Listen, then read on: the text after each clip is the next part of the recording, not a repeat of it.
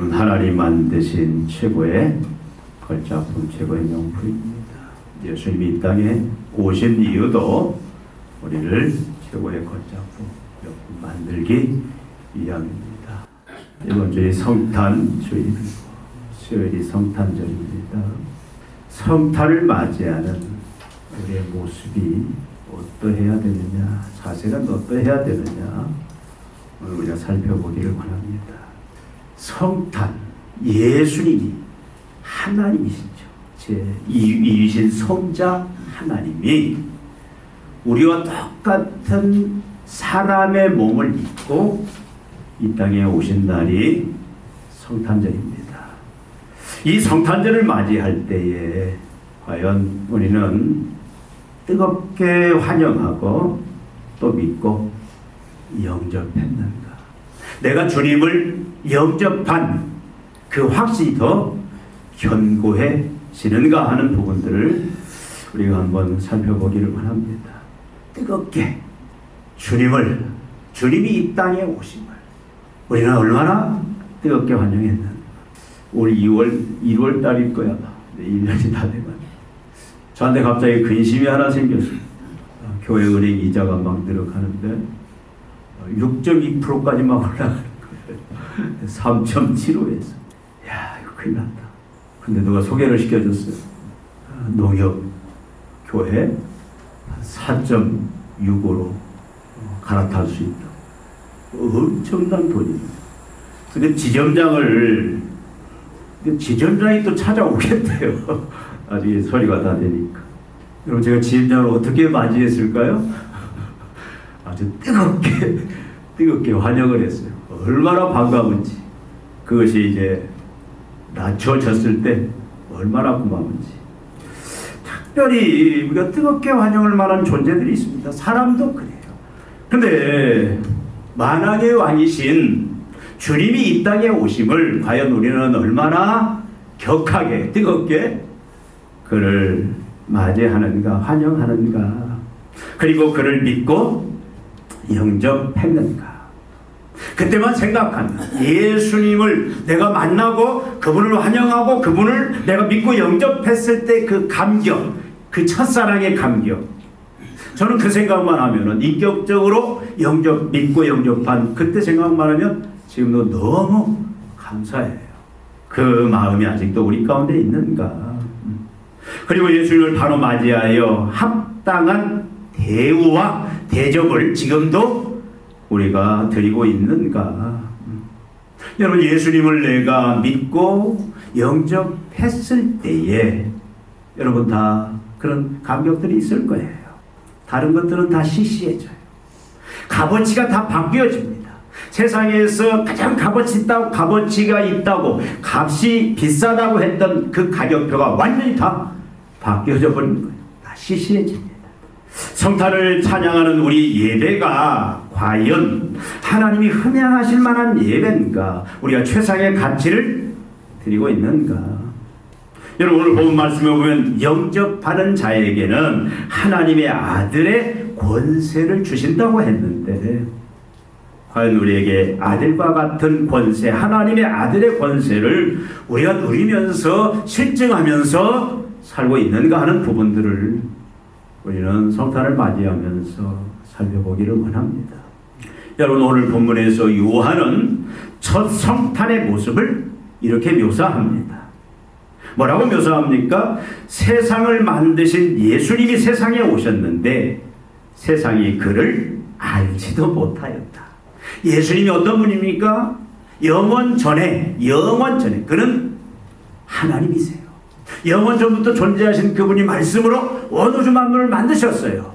그분이 근데 이 세상에 우리와 똑같은 몸을 입고 사람이 되어서 완전한 하나님이 완전한 사람의 그 신성과 인성을 가진 신성이 인성을 취하신 모습으로 이 땅에 오셨다. 그런데 그 당시에 사람들이 어떻게 했다? 그 세상이 예수님을 알지도 못했다. 또 뭐라고 표현합니까? 자기 땅에 오매 자기 백성이 영접지 아니했다.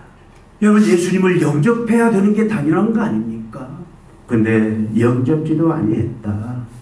여러분, 왜 그랬을까?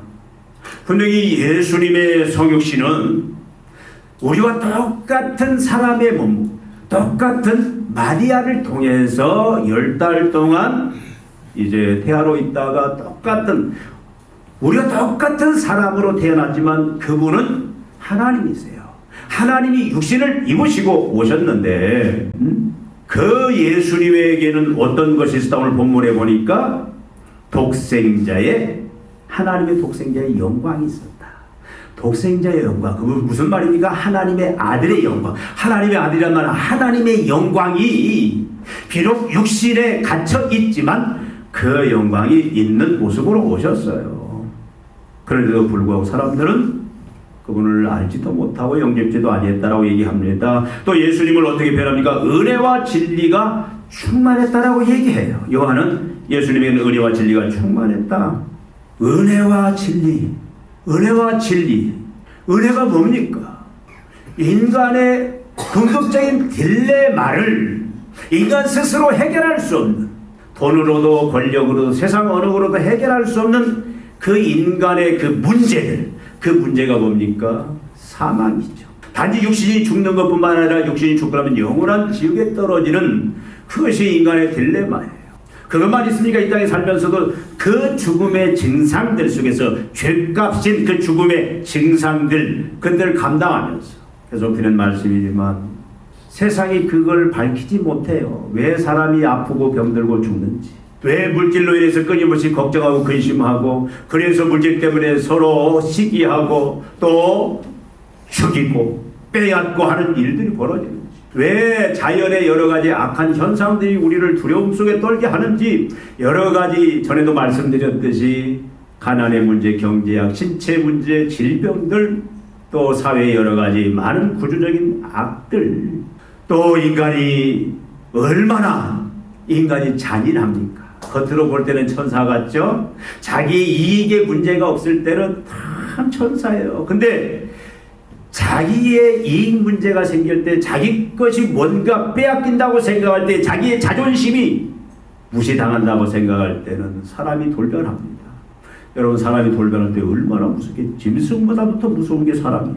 이런 문제들, 이 문제를 모두 해결할 수 있는 진정한 기쁨과 평강, 그런 안식의 그 상태를 은혜다.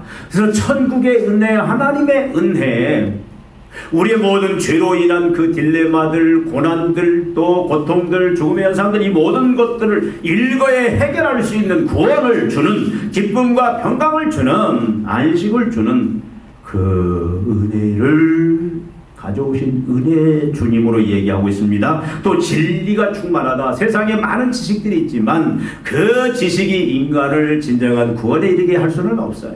어떤 지식도 다 나름대로 어떤 것은 유익한 것도 있지만 인간을 진정한 안전과 행복으로 구원에 이르게 하는 이 세상에 진리는 없습니다. 진리는, 이 땅의 진리는 다 변해요. 근데 예수님이 진리예요. 내가 곧 길이요 진리요 생명이 나로 말미암아 저로 아버지께로 올 자가 없다. 하나님 앞에 갈 수 있게 만드는 그 유일한 진리이신 예수님, 진리로 예수님이 오셨어요. 그럼에도 불구하고 은혜와 진리가 예수님 안에 충만히 드러나 있음에도 불구하고 사람들은 그분을 알지도 못하고 영접지도 아니했다라고 얘기합니다. 여러분, 예수님은 그냥 즉흥적으로 오신 게 아니에요. 예수는 이미 구약에 이 땅에 메시아로서 구원자로 오실 것을 수없이 예언되어 있습니다. 여러분, 플로이드 해밀턴이라는 학자가 기독교 신앙의 기초라는 책을 통해서 구약 성서 안에 예수님의 성취에 대한 예언이 332개가 있다, 이런 기록을 남겼습니다. 어떤 사람은 예수님에 대해서 구약에 350여 그런 예언들이 이미 되어 있다. 여러분, 가장 첫째 주님에 대한 그 예언이 어떤 예언입니까? 인간이 죄로 말미암아 타락하자마자, 사망에 처하자마자 주신 예언이 뭡니까? 여인의 후손에 대해서, 여인의 후손이 반드시 올 것이다. 그 여인의 후손은 갈라디아서 보니까 바로 예수 그리스도예요. 그가 와서 우리를 죄와 사망으로 몰아넣은 사단의 머리통을 부셔버리고 죽음의 권세를 깨뜨리고 구원을 줄 것을 최초로 그 원시 복음이 창세기 3장 15절에 나와요. 예수님에 대한 예언, 장차 그리스도가 메시아가 와서 인류를 구원할 것이다라는 그런 예언이 구체를 잘하는 것처럼 막 700년 이사야를 통해서 미가야를 통해서 그렇게 주어졌는데, 그래서 지금 이스라엘 사람들은 뭐 하고 있습니까? 열심히 지금 메시아를 기다리고 있어요. 예수님이 오실 당시에, 그 성탄절 당시에 이스라엘의 모습은 어떤 사상들이 있었냐면 메시아 대망 사상이 있었어요. 메시아가 와서 성경에 약속된 메시아가 뭐예요? 종말에 구원자가 와서 우리를 구원할 것이다 라는 그런 그 간절한 대망 사상이 이 당시 이스라엘에 팽배하게 퍼져 있었습니다. 그럼에도 불구하고 그래서 사람들은 어떻게 합니까? 메시아의 탄생을 대망하고 기다리고 있어요. 열심히 메시아 오시기를 기다리고 있습니다. 그래도 불구하고 그런 상황 속에서 예수님이 오셨어요. 그런데도 사람들은 예수님을 알지도 못하고 영접하지도 않아요. 여러분, 예수님이 오실 때 큰 징조가 함께 했잖아요. 뭡니까? 동방에서부터 큰 별이 동방 박사들을 인도했어요. 그 별은 누구나 볼 수 있는 그런 뚜렷한 별입니다. 하나님이 특별히 하나님의 구원 계획을 위해서 특별히 준비한 특별한 별인데, 그 별이 우리가 추측하기는 약 2년을 인도했을 것이다. 그래서 동방에서부터 그 먼 거리로부터 그 별이 동방 박사들 계속 인도해서 베들레헴까지 인도를 하잖아요. 여러분, 그 별을 동방 박사들만 본 게 아니에요. 그 당시 이스라엘 모든 전역 사람들이 그 별들을 정확하게 다 봤을 겁니다. 그런 특별한 별이 계속 비춰진 상황 속에서 예수님이 탄생을 했는데도 불구하고, 메시아가 왔는데도 불구하고 사람들은 예수님을 영접하지 않습니다. 여러분, 베들레헴의 예수님 탄생 이래로 예수님을 바로 알고 마음 깊이 사랑하고 경외하며 영접한 사람들이 그렇게 많지가 않아요. 여러분, 성경을 자세히 보십시오. 예수님이 우리를 구원하기 위하여 이 땅에 육신을 입고 오셨는데, 오신 이후에 사람들이 예수님을 격하게 환영하면서 영접하고 그를 마음 깊이 사랑하고 경외하고 그렇게 섬긴 일이 있느냐? 아주 드뭅니다. 예수님에게 합당하게 대우하는 사람들도 없었어요. 여러분, 잠시 경배하고 바로 돌아간 사람은 있습니다. 우리 사람들은 동방박사들. 그들은 이방 사람이지만 예수님을 경배하게 왔지만 계속 경배한 것이 아니라 어떻게 했어요? 경배하고 바로 그냥 헤롯이 죽이려고 하니까 이제 다른 길로 해서 불이 나게 도망을 갑니다. 그것이 끝이에요. 베들레헴 그 들판에서 양을 치는 자들이 있습니다. 천사가 나타납니다. 구주 메시아가 오셨다 알려요. 강보에 쌓여서 그가 태어났다. 그래서 가서 경배를 드리라. 그래서 목자들이 찾아가서 예수님께 경배를 드립니다. 하나님의 영광을 봐요. 그러나 곧바로 자기들이 양치는 곳으로 다 떠나가고 맙니다. 우리 잘 아는 것처럼 성전에서 만난 시몬과 안나라는 사람이 있어요. 오랜 동안 메시아를 기다렸는데 이들이 예수님이 이제 성전에 8일 만에 할례를 받으러 온 것을 보고 그때 약속한 그 메시아가 왔다 그들이 알아보면서 경배를 드리지만 그때뿐입니다. 여러분, 예수님이 성인이 되어서 메시아의 사역, 진리와 은혜의 사역을 할 때에 예수님을 열심히 흠모하고 다른 자들이 분명히 있기는 있었어요. 여러분, 예수님이 어디를 가든지 특별히 처음에 갈릴리 지역에서 예수님이 은혜와 진리의 사역을 하는데 많은 사람들이 예수님을 따라요. 예수님이 가는 곳마다 사람들이 몰립니다. 그런데 여러분, 성경이 말하는 진리와 성경이 말하는 은혜와 예수님을 그 당시에 따랐던 사람들이 가지고 있는, 알고 있는, 추구하는 진리와 은혜는 매우 달라요. 여러분, 세례 요한은 열심히 어떻게 합니까? 예수님을 향해서 보라 세상죄를 지고 하는 하나님의 어린 양이로다. 예수님을 바로 알아보고 예수님을 열심히 전하지만 많은 사람들은 어떻게 합니까? 이기적이고 공리적인 타산하에서 예수님을 따르기는 따르는데 자기의 어떤 욕망들, 욕심들, 자기 어떤 공리적인 자기에게 도움이 되는 그런 타산하에서 예수님을 따르는 자들이었습니다. 성경이 분명히 얘기하죠. 정치적인 목적에서 예수님을 따릅니다. 도덕적인 요구를 하는 자들입니다. 여러분, 예수님을 따르는 자들은 병자들이 예수님을 따르고 귀신 들린 자들, 또 가난한 자들, 이들이 주로 예수님이 만났던 자들이고 예수님의 은혜를 입었던 자들이에요. 근데 성경이 말하는 그 진리와 이들이 추구하는 그 진리는 분명히 달라요.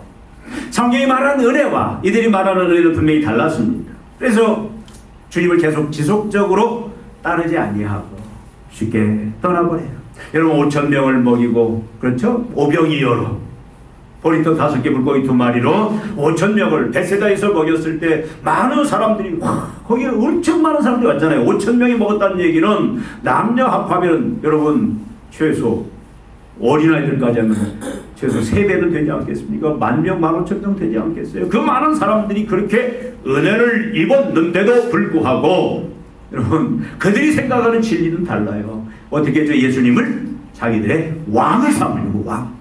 여러분 예수님을 영접하면 받게 되는 하나님의 아들의 그 권세를 알고 누리는 실증하는 자들이 그 당시에 많지 않았다는 그 말입니다. 많이 예수님을 따랐지만 여러분 결국은 어떻게 합니까? 예수님을 거부하고 미워하고 십자가에 다 못 박아버리잖아요. 재밌는 것은 예수님이 직접 선별하여 택한 제자들까지도 부활 후 오순절 성령이 임하기 전까지는 그들이 생각하는 진리가 달라요. 은혜가 달라요. 오해하고 이기적이었습니다. 여러분 제자들의 주로 논쟁이 뭐죠? 누가 크냐? 예수님을 그들이 알고 있는 진리는 뭐예요? 그들이 알고 있는 진리는 바리새인들, 이스라엘 백성들이 알고 있는 제자들까지도 그들이 알고 있는 진리는 예수가 누구냐? 예수가 누구냐? 예수는 진정한 인간의 근본적인 문제인 죄 문제를 해결하기 위하여 온 메시아라고 생각한 게 아니에요. 그들의 진리는 뭡니까? 자기들의 유일한 소망이 뭐예요? 지금 노마의 식민지하에 있는데 노마로부터 이제 독립을 해서 지금 노마가 온 세상을 지배합니다. 지금 미국이 이제는 많이 약화됐지만 세계를 지배하죠. 민주진영들 세계를. 그러니까 노마가 전 세계를 지배하는데 이제는 그 지배하는 주체가 이스라엘이 되기를 간절히 소망하는 거예요. 독립뿐만 아니라 이제는 예루살렘이 수도가 되어서 온 세상을 통치하는, 그래서 군림하는, 세상 사람들을 무릎 꿇게 하는 그 나라를 그들은 간절히 소망하는데 예수님이 그 일을 행할 적합자다, 그런 메시아다라고 그들은 생각하고 열심히 예수님을 따랐어요. 제자들도 어떻게 하면 예수님이 그 일을 행할 그때에 우의정이 되느냐 좌의정이 되느냐 한 자리 차지하느냐, 그들의 진리는 그거였어요. 그들의 은혜는 뭡니까? 그들이 생각하는 은혜는 이제는 주님이 갑이 되고 온 세상을 지배할 때 거기에 이제 더불어서 부요함과 안전함과 평강들, 세상 말로 하면 잘 먹고 잘 살고 모든 사람들의 군림하는 그런 목에 힘주고 큰 소리 치며 사는 그것이 그들이 생각하는 은혜였다, 그 말씀입니다. 병든 자들의 진리는 뭡니까? 병고침이에요. 그래서 건강하게 오래오래 무명장수하는 것이 그들에게는 그것이 은혜였다, 그 말씀입니다. 성경 어디를 봐도 예수님은 그들의 요구에 응하지를 않아요. 많은 사람들이 예수님을 왕 삼으려고 할 때 예수님이 피해버려요. 제자들을 배태워서 보내버리고 자신은 피해버려요. 여러분 오늘날은 어떤가? 세상은 독생자의 영광도 모르고 진리와 은혜의 하나님의 아들을 알지도 못하고 영접하지도 않습니다. 여러분 복음 증거해 보면 아시잖아요. 나가서 열심히 예수님이 누군지, 그 예수님을 왜 믿어야 되는지, 예수님을 믿으면 어떤 일이 벌어지는지, 우리의 근본적인, 그래서 예수님이 진리고 예수님이 은혜고 예수님에서 바로 알 때에, 그리고 그 예수님을 알고 이제 예수님을 영접하고 믿을 때에 은혜가 내 안에 들어오고 은혜를 누리는 은혜의 중심 속에 들어갈 수 있다는 사실을 전해도 어떻게 해요? 사람들은 주님을 아무리 설명해도 몰라요. 영접하려고 하지도 않습니다. 세상은 아무리 주님을, 예수님이 누군지 열심히 전해도 몰라요. 영접하려고 하지도 않습니다. 근데 여러분, 더 심각한 것은 교회도 예외가 아니다라는 거예요. 예수를 믿는다고 하는, 예배하는 하나님의 자녀들도 예외는 아닙니다. 참 놀라운 것은 저는 요즘 더 그걸 많이 느껴요. 세상을 바라볼 때. 저는 그 70년도 말 80년도 70년도에 보면, 그때 여러분 그 70년도에 군사정권이었죠. 그때 교회에 여러 모습이 있었어요. 보수와 자유의 어떤 그런 그 구분 속에서 똑같은 예수님인데 예수님에 대한 그 진리가 뭔가 달라요. 은혜라고 생각하는 것이 달라요. 그 시대가 있었습니다. 저는 그 시대를 겪었어요. 근데 요즘에 보면 그것이 더 이제는 더 그때보다 지금 심한 것 같아요. 똑같은 예수님을 믿는데 이 사람들이 이야기하는 진리, 이 사람들이 이야기하는 진리가 분명히 차이가 있어요. 그 사람들이 생각하는 은혜, 이 사람들이 생각하는 은혜들이 다 달라요. 지금도 계속 그 갈등 속에서 분쟁하고 있습니다. 여러분, 진리라는 건 뭡니까? 은혜라는 건 뭡니까? 통일을 시키는 거예요. 하나 되게 하는 겁니다. 평화를 전하는 거잖아요. 근데 진리라고 은혜라고 말하면서 서로 분리를 조장하고 서로 적대시하는 일들이 교회 안에도 일어나고 있다, 그 말입니다. 교회마다 예수님을 영접하고 그리고 예배를 드립니다. 성도들마다 예수님을 영접 예배를 드립니다. 성탄 예배도 드립니다. 근데 각자 다 달라요. 예수가 다릅니다. 진리가 달라요. 은혜가 달라요. 참 안타까운 사실은 다라고 얘기할 수는 없지만, 여러분, 지금 교회가 추구하는, 세상 사람들이 손가락끼는 교회가 진리라고 추구하는 게 뭡니까? 진리가, 복음이 뭐냐? 돈이 되어버렸어요. 재물이 되어버렸어요. 그리고 은혜는 뭡니까? 그 돈으로 말미암아 부자 되어, 제가 여러분 주보에는 조금 극단적인 말을 썼는데 그 말 안 쓸래요. 돈놀이 하는, 돈 자랑하는 그것이 은혜라고, 그런 모습의 지금 그 모습들을 우리가 지금 보고 있는 그런 시대에 살고 있다, 그 말이에요. 여러분, 진리가 뭐냐? 진리가 힘이래요. 권력이래요. 어떻게든 힘을 갖겠다라는 겁니다. 절대 권력을 놓지 않겠다라는 거예요. 그리고 은혜는 뭡니까? 그 권력을 영원히 쥐고 권력 자랑, 권력놀이 하겠다라는 것이, 여러분, 예수 믿는 사람들도 교회 안에도 이것이 지금 많이 들어와 있다는 얘기예요. 여러분, 지금 정치하는 분들 보십시오. 그 모습이 정확하게 드러나잖아요. 예수 믿는 사람들 많습니다. 장로님들 많습니다. 집사님들 많습니다. 지금 매스컴에 오르내리는, 안 좋게 오르내리는 사람들 중에 신앙이 교회의 직분자들이 많이 있다, 그 말씀이에요. 진리가 달라요. 은혜가 달라요. 사람들은 건강하는 것이 진리입니다. 건강으로 무병장수하는 것이 은혜입니다. 평안이고 영원한 행복, 자기의 욕구와 그 욕구를 채우는 것이 바로 진리고 은혜다. 여러분, 지금 말씀드리는 것이 이것이 100% 잘못됐다는 얘기가 아니에요. 그것이 진리고 은혜일 수 있습니다. 그건 절대적인 건 아니라는 얘기죠. 예수님이 말씀하는 하나님 나라의 그 진리와 은혜는 이것과 분명히 다르다. 왜 그렇습니까? 예수님은요, 이 당시에 바리새인들이 어떤 일을 했어요? 바리새인들, 그들은 돈을 사랑하는 자라고 예수님이 평가합니다. 그들은 높아지기를, 상석에 앉기를 항상 권력을 추구하는 자들. 여러분, 바리새인들이 신앙적으로 경건한 자 같지만 예수님의 눈에 볼 때는 그들은 어떤 자들이었냐면, 그들은 돈을 추구하는 자들이었고 항상 상석의 높은 자의 권력의 자리에 앉기를 좋아하는 그런 자들이었어요.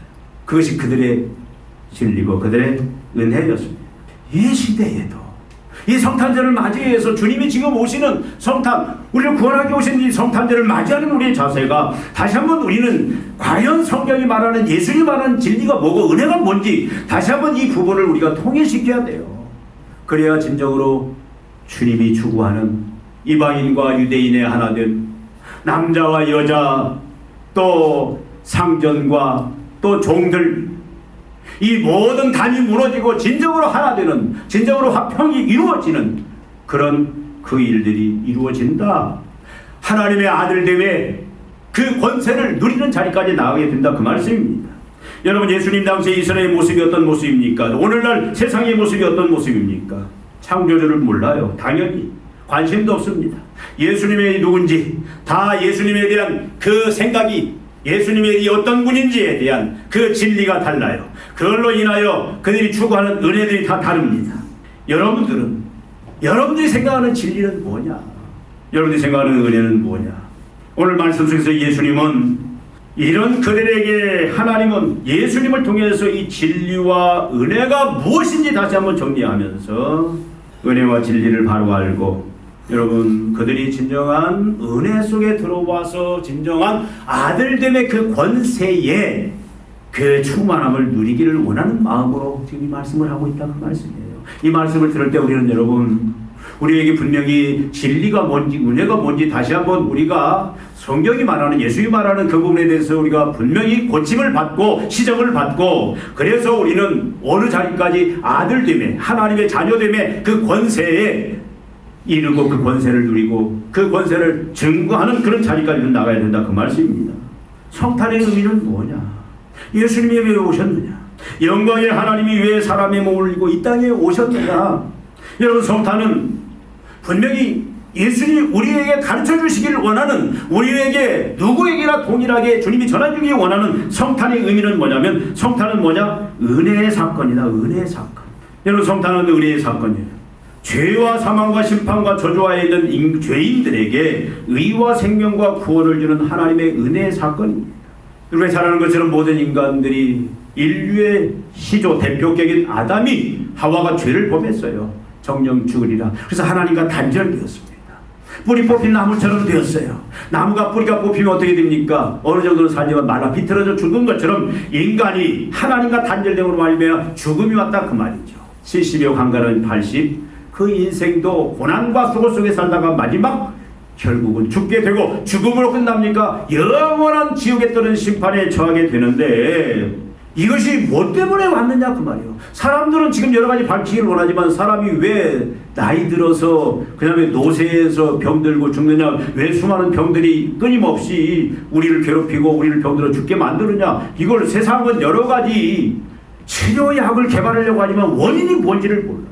여러분 끊임없이 옛날이나 지금이나 이 물질의 문제, 가난의 문제는 끊임없이 우리를 근심케 만듭니다. 왜 사람들이 가난의 문제에 직면해? 왜 부족함 속에 살게 되느냐? 왜 사회가 도덕적으로 결국 깊은 인간 자체가 다 양심이 부패돼서 여러분 사람 특별히 그런 시대에 더 많이 이게 두드러지게 나타난 때가 있어요. 지금이 그런 시대인 것 같아요. 입만 열면 사람들 거짓말하고 입만 열면 속이려고 하고. 여러분 예수 믿는 사람 절대 거짓말하지 마세요. 속이려고 하지 마세요. 근데 그런 것들이 왜 도덕적인 악들이 사회를 여러분 겉으로는 멀쩡하지만 한번 들춰내보면은 다 밑에는 구조적인 악들도 다 가득 차 있어요. 왜 이런 세상이 되었느냐?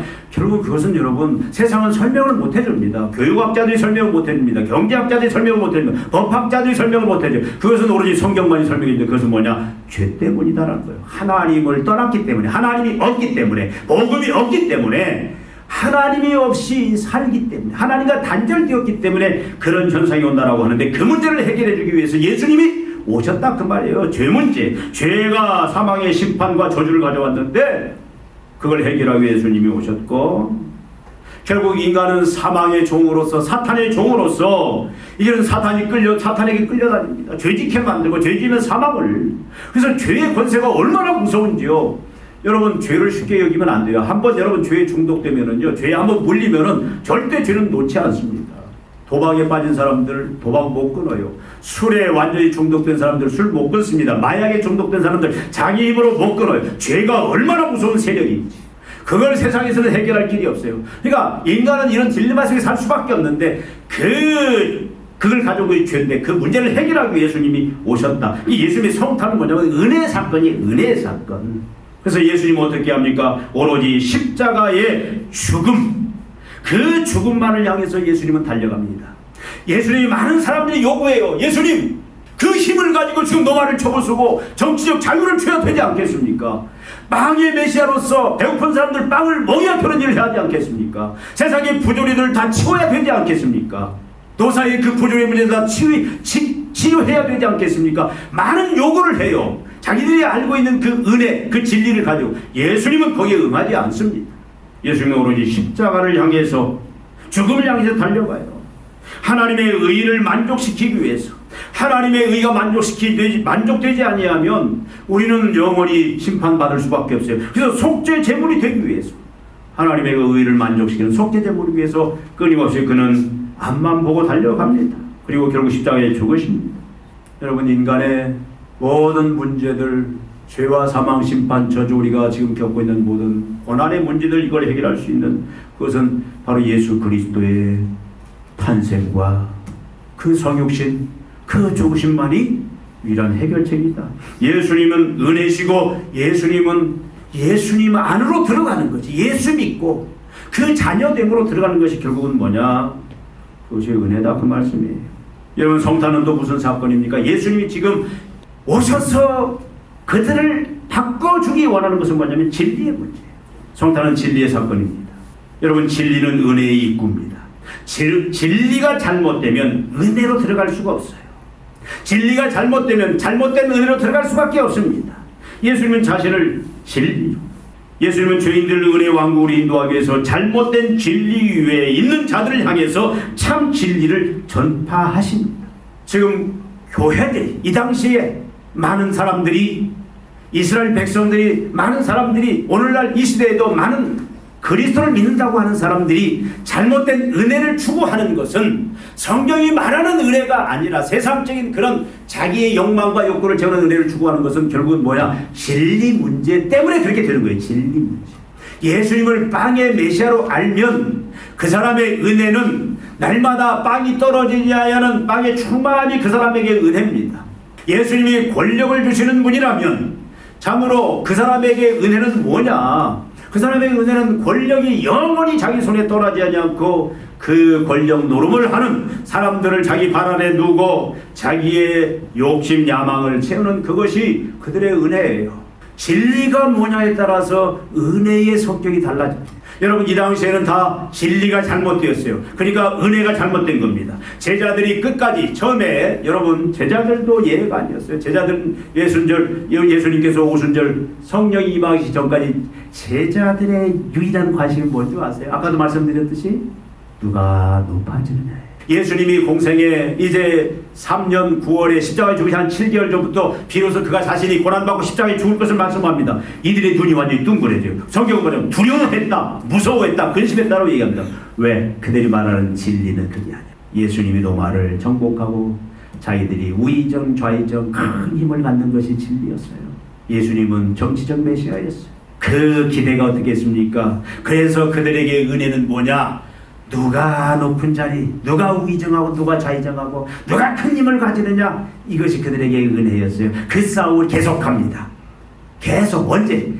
여러분, 무려 그 싸움을 하고 갈릴리 모였을 때 길 가면서 싸워요. 그거죠. 누가 크냐, 누가 높냐. 예수님이 갈릴리에 와서 너희들 오면서 무슨 얘기했냐? 아무 대답 안 해요.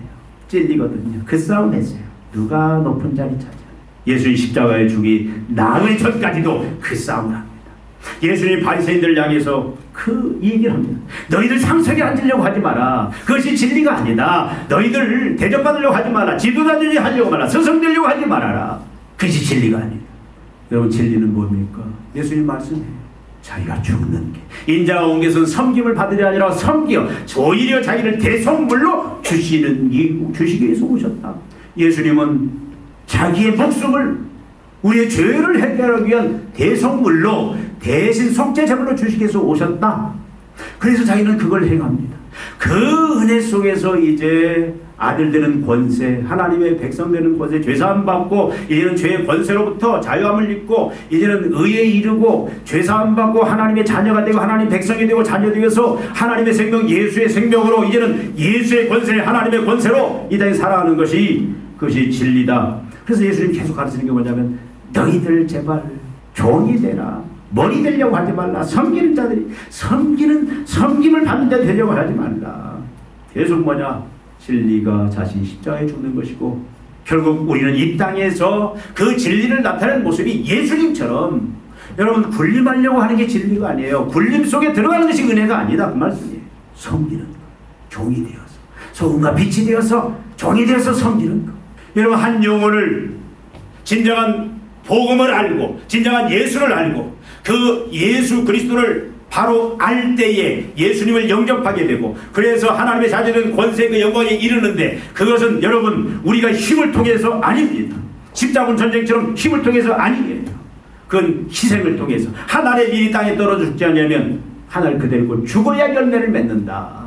힘으로 정복하는 게 아니다는 얘기예요. 예수님이 그걸 계속 가르칩니다. 그리고 이제 오순절 성령이 그들에게 임하니까 그 은혜를 그들이 비로소 깨닫게 되고, 여러분 제자들이 확 바뀌어지잖아요. 대접을 받고 섬김을 받으려고 했던 자들, 으뜸이 되려고 하는 자들이 어떻게 합니까? 이 진리를 알고 은혜를 알게 되니까 예수로 말미암아 죄사함 받고, 그래서 의롭게 되고, 그래서 하나님의 백성이 되고, 그래서 이제는 하나님께 그 보호와 인도하심 속에서 하나님 주는 의와 평강과 희락을 누리면서 이 땅에서 이제는 하나님 의지하고 순종함으로 그 자녀됨의 권세와 능력으로 예수님처럼 권세와 능력으로 살아가는 것이, 그것이 은혜라는 사실을 알았을 때 여러분 제자들의 삶이 완전히 바뀌어지는 거예요. 진리가 바뀌어지니까 은혜가 바뀌어지고 삶이 바뀌어지잖아요. 여러분 제자들이 그 성령 오순절 임한 뒤부터는 제자들이 여러분 군림하려고 한 적이 있습니까? 없어요. 열심히 주의 복음을 증거하고. 왜? 복음이 진리이기 때문에 복음만을 전하고, 그래서 그 복음을 통해서 사람들이 바뀌어지고, 사람들이 이제는 그 은혜 속에, 진리와 은혜 속에 들어가는 걸 볼 때, 하나님의 자녀가 될 때 그처럼 그들이 기쁘고 감사한 게 없는 거예요. 그걸 위해서 그들은 어떻게 합니까? 마지막 다 순교당하잖아요. 요한 외에는 다 순교당해요. 다 죽습니다. 기쁘게 죽어요. 즐겁게 죽습니다. 즐겁게 죽어요. 종로로 가다가 섬기다가 아주 기쁨으로 그냥 그들은 순교를 맞이하는 그런 자리까지 나갔다, 그 말이에요. 여러분 참 진리와 은혜는 하나님의 아들의 권세를 누리게 합니다. 아들은 뭡니까? 상속자예요. 우리가 진리를 바로 알고 복음을 바로 알고, 그래서 복음을 환영하고 복음을 우리가 바로 믿고, 그래서 복음의 그 터 위에서 우리가 살아갈 때 우리는 상속자로서 살아가야 됩니다. 상속자라는 겁니까? 하나님의 지혜, 하나님의 능력, 하나님의 사랑, 하나님의 그 모든 생명, 예수의 모든 생명, 그 구원의 생명을 우리는 이 땅에서도 누리면서 행하면서 살아가는 그런 축복을 누리게 된다, 그 말이에요. 천국잔치의 주인공이 됩니다. 우리 날마다 잔치 속에 살아갑니다. 잔치 속에서, 하나님의 잔치 속에서. 여러분 오늘 우리 한번 점검해 보십시오. 여러분의 진리는 뭡니까? 진리는 하나예요. 예수입니다. 그 예수는 어떤 분입니까? 우리의 죄를 담당하기 위하여, 내 죄 때문에, 내 죄와 죄로 인한 우리에게는 뭐가 있어요? 죄 때문에 사망이 왔고, 무서운 죄의 짐이 왔고, 심판 저주가 왔어요. 지옥이 왔어요. 이 땅에서 우리가 고난과 절망 가운데 살아갑니다. 그런데 그 문제를, 그 죄 문제를 해결하기 위하여 오신 은혜의 주님이에요.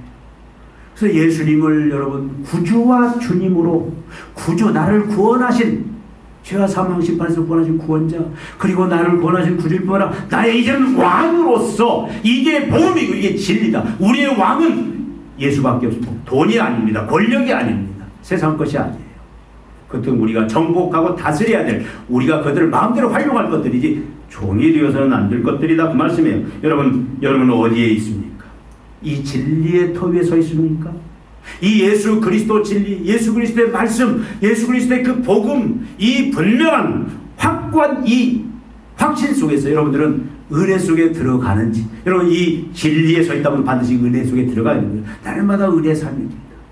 돈이 있으나 없으나, 권력이 있으나 없으나, 건강하나 건강하지 못하나, 우리의 모든 삶이 이 땅에서 영생을 누리는 삶이고 천국을 누리는 삶이고, 세상을 향하여 참으로 세상의 많은 사람들의 문제를, 걱정, 근심, 두려움 있는 사람들의 걱정을 덜어주고, 어둠 속에 있는 자를 빛으로, 소망 속에 있는 자, 절망 속에 있는 자를 소망으로, 죽음 속에 있는 생명으로 이끄는 그런 권세를 행하는 자들로 살 수 있다. 여러분 한번 확인해 보십시오.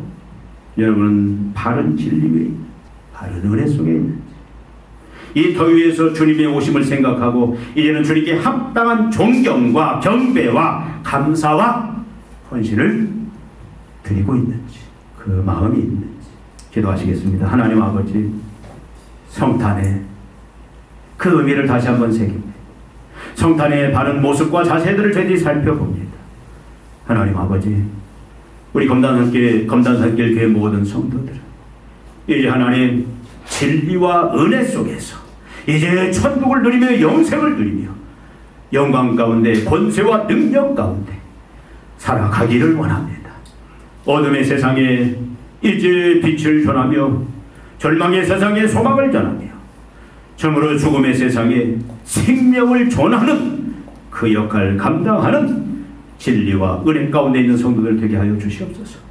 날마다 기쁨과 감격 속에서 권세와 능력 속에서 살아가는 은혜와 진리에 서 있는 자들 되게 하여 주시사 이제는 주님을 섬길 때 바로 섬기게 하여 주시고 바른 합당한 영광과 예배를 드리는 종들 되게 하여 주시옵소서.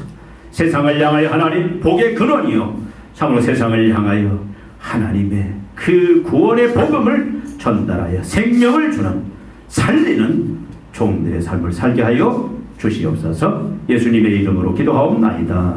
아멘.